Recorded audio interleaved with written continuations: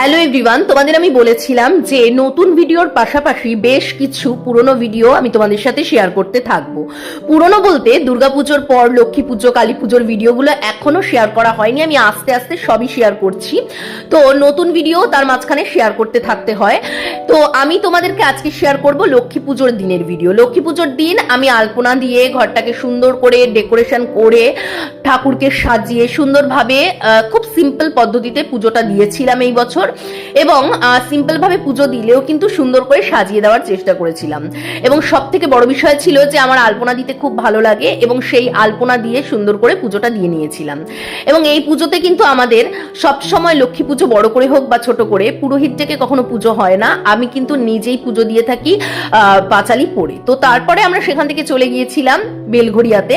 তো বেলঘড়িয়া উদ্দেশ্যে যাওয়ার সময় আমি এখানে একটা রিক্সায় বসেছিলাম, শুভ্রর জন্য ওয়েট করছিলাম।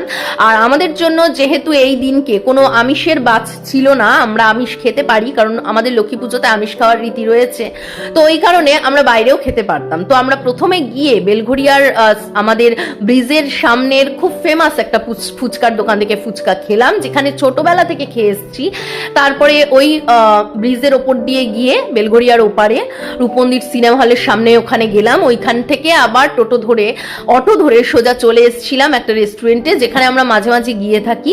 এটা কিন্তু বেলঘড়িয়ারই একটা রেস্টুরেন্ট। আসলে আমরা চাইলে বারাসাতটা ঘুরতে পারতাম লক্ষ্মী পুজোর দিন, কিন্তু আমার ইচ্ছে হচ্ছিল একটু বেলঘড়িয়ার দিকে আসি। আসলে নিজের জায়গা, নিজের ছোটবেলার জায়গা, তো তাই আসতে খুব ভালো লাগে। যাই হোক, এসে আমাদের যেহেতু আমিষের কোনো ব্যাপার ছিল না, আমরা খেয়েছি, ননভেজই খেয়েছিলাম, চিকেন বাটার মশলা, তারপরে নান বা তন্দুরি রুটি এরকম টাইপের কিছু খেয়েছিলাম। ওরা খেয়েছিল ফ্রাইড রাইস। তো এই সমস্ত খাওয়া দাওয়ার পরে ঘুরে টুরে আমরা সোজা চলে এসেছিলাম আবার বারাসাতে। এবং এখানে এসে দেখলাম আমাদের ফ্ল্যাটের নিচে ঠাকুরকে এইভাবে ব্যারিকেড করে রাখা হয়েছে, পুজো হয়ে গেছে। তবে আমার এইটা দেখে খুব একটা ভালো লাগলো না এইভাবে রাখাটা। যাই হোক, এইভাবে আমাদের দিনটা কাটলো। এই দিনকে তোমাদের কেমন লাগলো জানিয়ে একটা লাইক দিয়ে যেও।